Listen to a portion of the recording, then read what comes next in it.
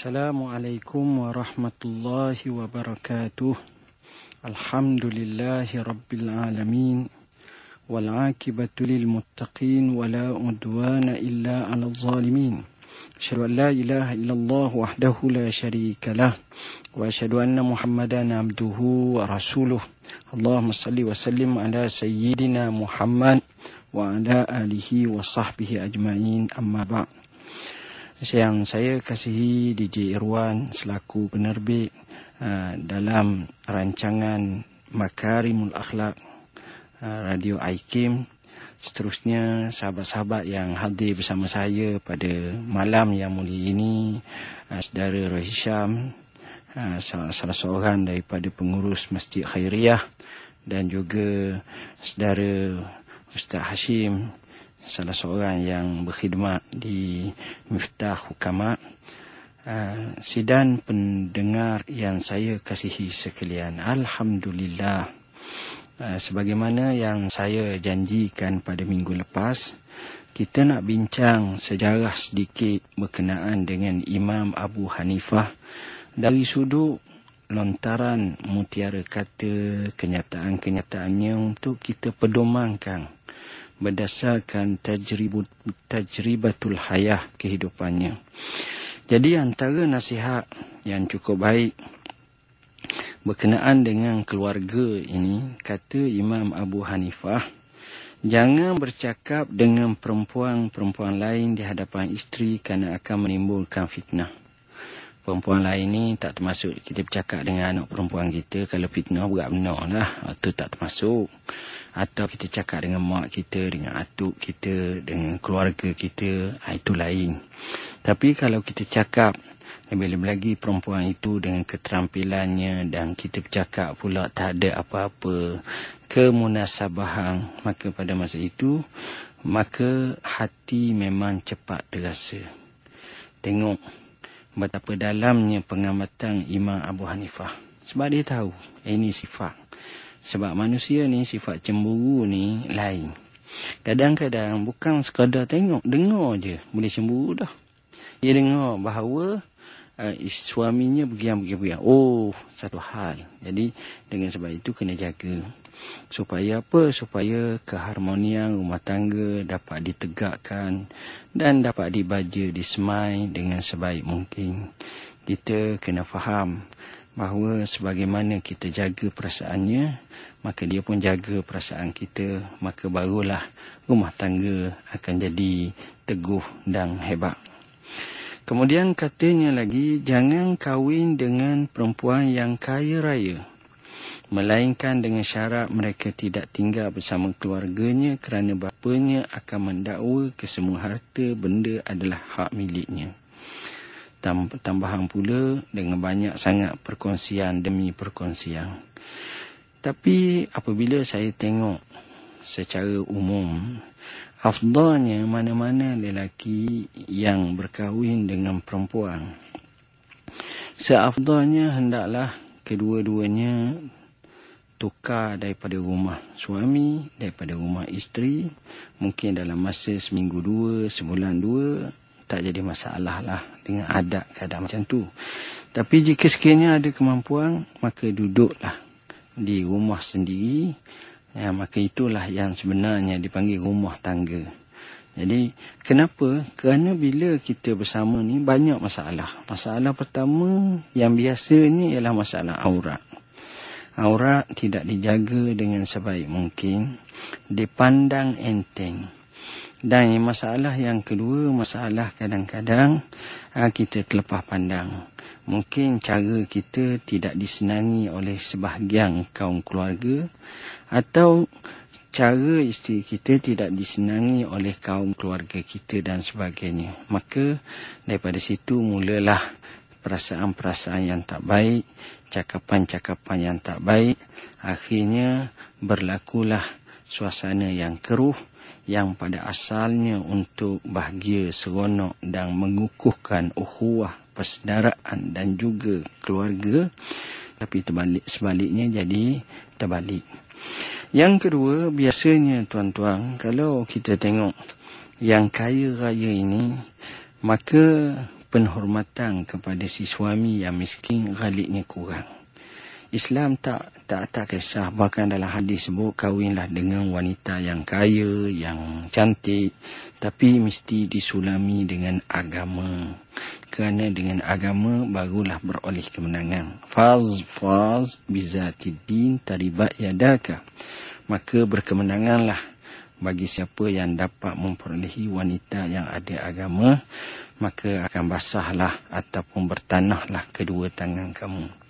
Kata sebahagian ulama, maksud bertanah dua tangan tu ialah di mana tangan tu macamlah ibarat anak-anak kecil yang main tanah, buat rumah-rumah, istana-istana dengan dia punya imajinasi, fantasi, dan dia rasa seronok.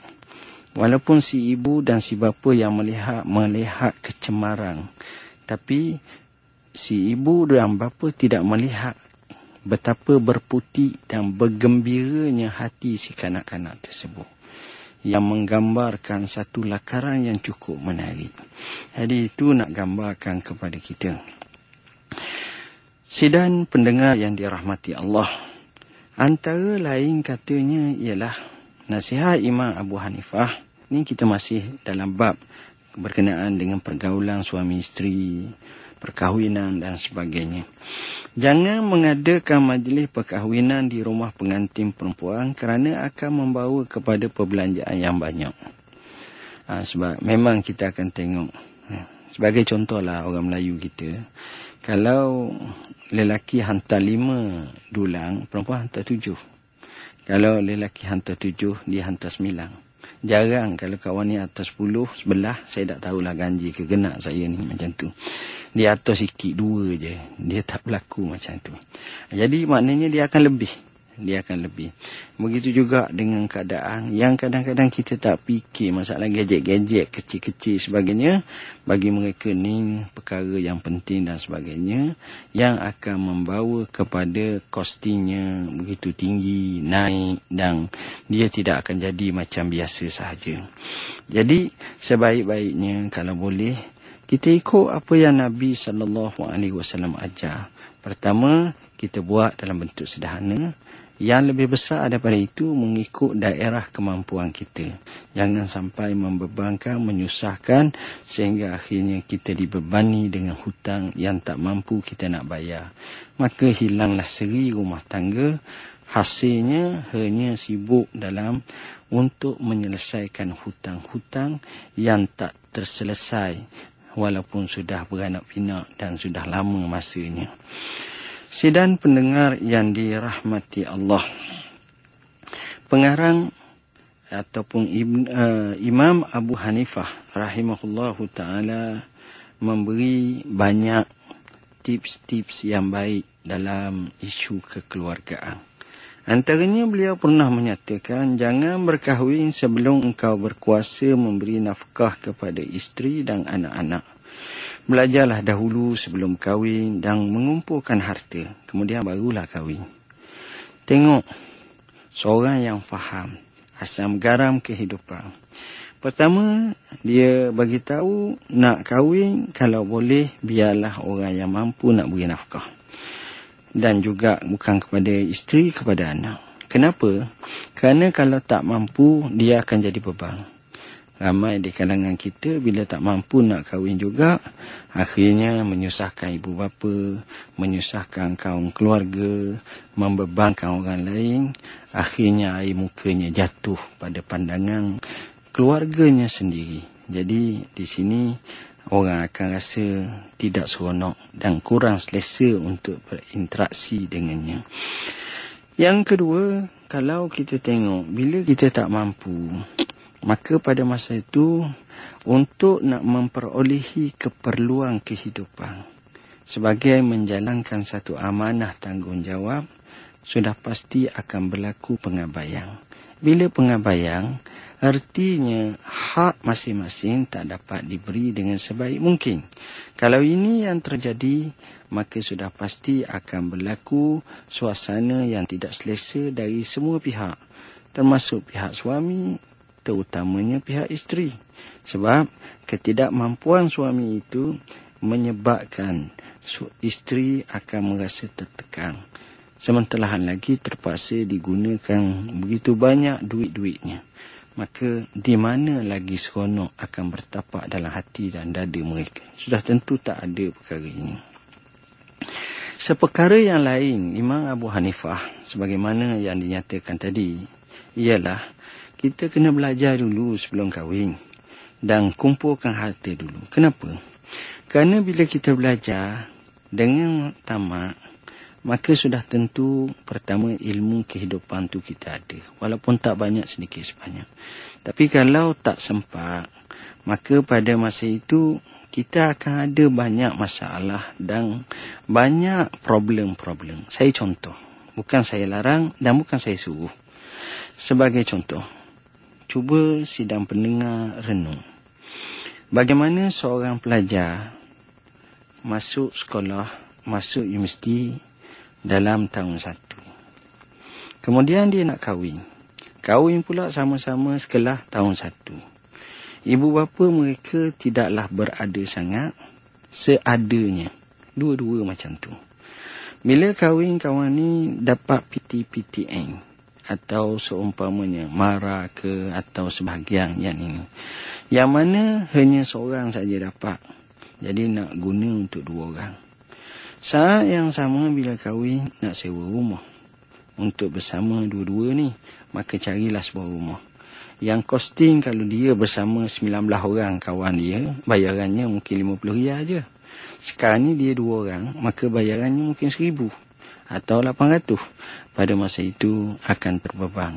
Dia bajet dia hak 50, terpaksa digandakan sehingga 950. Itu sekadar selesai masalah rumah, masalah bil elektrik, bil air dan beberapa utiliti yang lain. Sekadar tu saja pun sudah mengambil itu. Sementara lagi masalah yang lain dengan minyaknya, dengan keretanya ataupun dengan kenderaan-kenderaan lain yang memerlukan untuk pergi mari suami isteri bersama, sudah tentu akan membabitkan kos yang lain. Tak masuk lagi jika sekiranya berlaku sakit, demam, uzur, mengandung, hamil dan sebagainya. Tak masuk lagi bila dah dapat anak, perlu kepada pengasuh yang kena hantar sebab masing-masing sedang belajar, masing-masing sedang ni. Maka di situ akan membabitkan pihak-pihak yang banyak. Mungkin ibu bapanya sebagai nenek terpaksa kena turun, terpaksa ni. Kalau lah mereka pula bekerja, maka susah lagi. Kalau nak cari orang gaji, maka jumlahnya, kewangan masih lagi kena keluar. Begitu juga dengan hal-hal yang lain. Jadi sebab itu, alangkah baiknya kalau kita sabar seketika untuk meneruskan semangat pembelajaran dan motivasinya supaya kita meraih kejayaan dalam keadaan yang begitu cemerlang. Benarlah kata pujangga, al-ilmu mazbuhun baina fakhizain. Ilmu itu disembelih antara 2 celah paha. Maknanya, nak dapat ilmu, kena sabar daripada berkahwin. Kerana apa? Ghalibnya orang kahwin ni ada masalah lah. Masalah dari segi kewangan dan sebagainya akan timbul sebab dia nak belajar tapi dia kena tanggung keluarga dan sebagainya. Sudah tentu akan sedikit sebanyak terbebang. Tanpa saya nafikan, sejarah menunjukkan ramai orang-orang yang hebat, dia kahwin masa belajar pun ada. Tapi jumlah yang berjaya dengan jumlah yang gagal, yang berjaya adalah sedikit. Itulah realiti ataupun asam garam kehidupan yang dapat kita tengok. Sidang pendengar Radio IKIM yang dirahmati Allah, alhamdulillah kita masih lagi bersama dalam ruangan Makarimul Akhlak di IKIM ini. Yang kita cuba nak kemukakan macam mana akhlak-akhlak baik yang telah disyarahkan oleh para ulama Rabbani Islam. Dan pada edisi ini kita bincang bagaimana nasihat Imam Abu Hanifah. Dan minggu lepas kita telah bincang dan minggu ini kita masih lagi bincang. Kalau tak sempat, insya-Allah kita akan sambung pada minggu-minggu yang akan datang. Kemudian apa lagi nasihat Imam Abu Hanifah? Sidang pendengar yang dirahmati Allah, Imam Abu Hanifah pernah menyatakan, jangan kamu bakhil atau kedeku kerana perangai tersebut adalah memalukan. Bila kita sebut macam itu, memang malu sangat. Bila orang tu bakhil, orang tu kedeku, maka sudah pasti sifat tersebut akan terletak pada otak-otak manusia lain ataupun fikiran manusia lain. Bila sebut nama dia saja, ni jenis baki ni jenis kedekut ni, jenis tak baik dan sebagainya. Jadi ini bala. Orang akan rasa giang. Orang kata tak boleh nak harap dia ni. Berapa banyak pun tak boleh nak harap. Sebab itu kita kena bincang, kita kena tengok, kita jadilah orang yang baik, orang yang pemurah. Sebab Nabi SAW pernah bersabda, Al-Jannatu Darul Askhiyar. Syurga itu merupakan rumah kepada orang-orang yang dermawan. Baca sejarah Nabi SAW macam mana sifat pemurahnya. Ada satu kes tu, seorang badui yang baru masuk Islam temu Nabi SAW seraya berkata, Ya Rasulullah, tolong bagilah kepada aku seekor kambing, aku nak balik ke negeri aku ni. Aku pula baru masuk Islam. Nabi SAW paling kepadanya dan tunjukkan selembah daripada kambing. Bukan seekor tapi selembah, sekandang besar. Nabi SAW kata, kambing-kambing ini semua adalah hak kamu. Ambillah dan bawalah. Sidang pendengar yang dirahmati Allah, apa jawapan lelaki ini?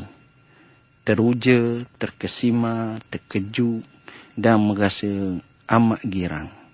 Dan dia bila dia pulang, dia juga menjadi juru bicara dakwah. Dia sendiri menyampaikan dakwah kepada para sahabat-sahabatnya atau rakan-rakan kaum keluarganya. Apa kata dia? Ya kaum aslimu fa inna Muhammadan yu'ti man la yakhshal faqah. Wahai kaum, kamu semua ni pakat masuk Islam lah. Jenis perangai Muhammad bila dia bagi dia tak takut fakir. Ini orang yang hebat Rasulullah SAW. Begitulah yang dilakukan oleh orang-orang yang lain. Salafus salih zaman dahulu. Kita baca sejarah Imam Abu Hanifah, dermawannya. Kita baca sejarah Imam Malik, Imam Syafi'i. Macam-macam. Termasuk para sahabah radhiyallahu anhum. Abu Bakar, Umar, Uthman, Ali radhiyallahu anhum ajma'in. Semuanya itu mengorbankan sejumlah harta benda mereka untuk mewakafkan dan menginfakkan fisabilillah untuk menolong saudara-saudara dia yang lain. Seterusnya, kata Imam Abu Hanifah rahimahullah dalam nasihatnya, jangan tamak dan berdusta, malah kamu hendaklah menjaga maruah di dalam kehidupanmu. Sebab tamak ni hurufnya ta min ain. Ta min ain ni orang Arab kata huruf mujawwaf. Apa makna huruf mujawwaf? Huruf tu dalam. Maknanya huruf tersebut la yashba, sentiasa tak kenyang. Sebab itu Nabi SAW kata, kalau orang tu dapat segunung emas, nak segunung lagi. Kalau dapat selembah emas, nak dapat selembah lagi. Sebab ketidakcukupan akan berlaku tak kala dihiasi dalam pemikirannya, dalam hatinya sifat tamak. Jadi rugi orang sifat macam ni. Begitu juga jangan kita berdusta. Kerana kita boleh berdusta untuk beberapa orang, tapi kita tak boleh berdusta untuk semua orang. Nak dusta memang kita boleh cover lain sekali dua ataupun dalam satu masa. Tapi kita tak boleh berdusta dalam sepanjang masa. Ini yang berlaku. Jadi hatta mana-mana cara pun apabila seorang tu berdusta, natijahnya adalah tidak baik. Rugi kita kalau kita berdusta macam itu. Sidang penonton Radio Aikim yang dirahmati Allah. Antara nasihat Imam Abu Hanifah rahimahullah ta'ala ialah, pakailah pakaian yang putih setiap masa.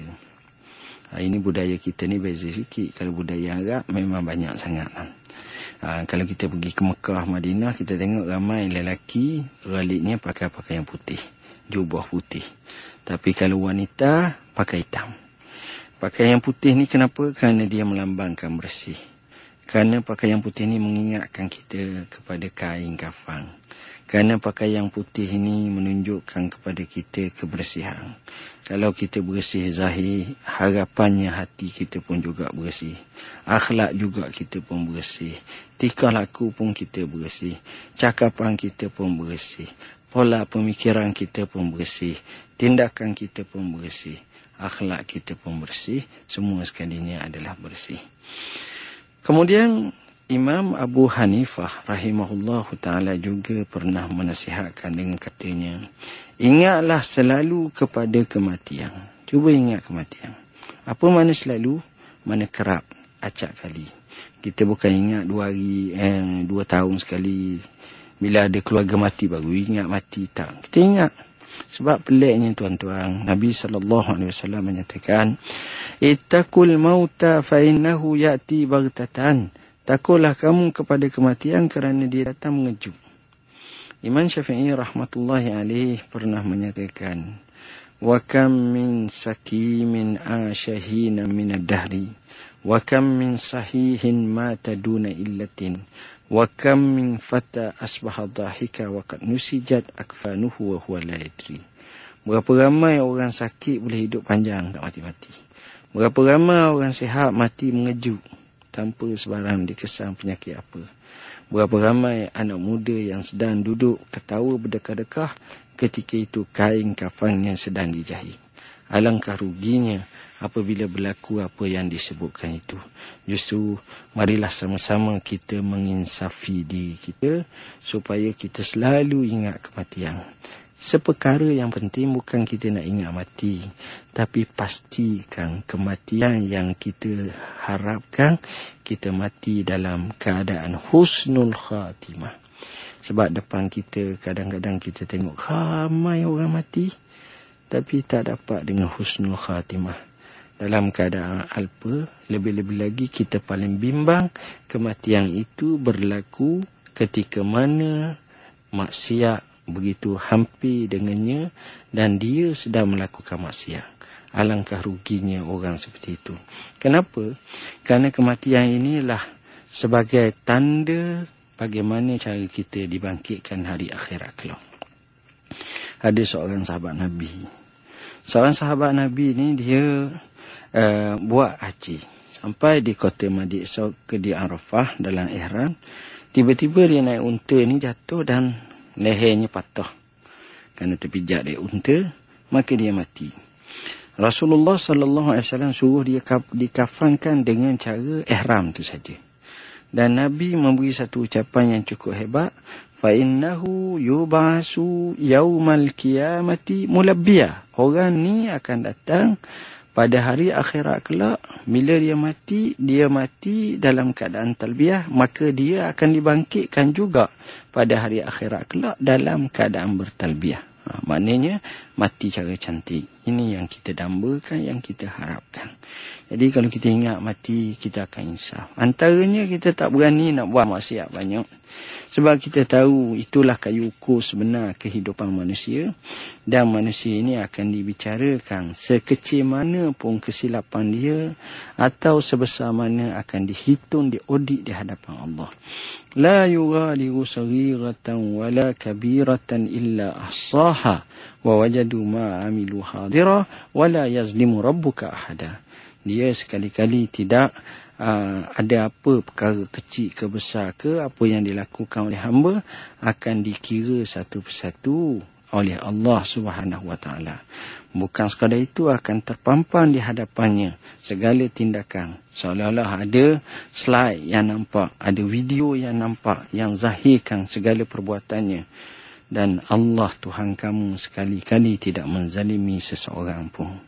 Maka justru ingat mati adalah amat penting. Kemudian nasihat Imam Abu Hanifah rahimahullahu ta'ala, mohonlah maaf kepada guru-guru, orang-orang yang kamu belajar, dan selalulah baca Quran. Maknanya sentiasa bermaaf-maafan.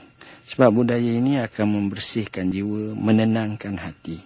Saat yang sama, tak kala kita selalu membaca Quran, kita merasa roh maknawiyat, kerohanian dan pancaran cahaya ilahi akan begitu subur dan bersemai dalam jiwa kita, yang pada masa itu akan menatijahkan banyak kebaikan. Sidang penonton, pendengar yang dirahmati Allah, alhamdulillah kita sudah rasa selesai dalam bab ini, dan insya-Allah kita akan sambung lagi perjumpaan kita, perbincangan kita dalam Makarimul Akhlak di Radio Aikim ini dengan nasihat-nasihat Imam Abu Hanifah yang tak sempat saya lansaikan dan saya selesaikan. Insya-Allah kita akan sambung selepas daripada ini dalam siri-siri akan datang. Marilah sama-sama kita menadah tangan merafak doa kepada Tuhan Rabb al-Alamin. Bismillahirrahmanirrahim.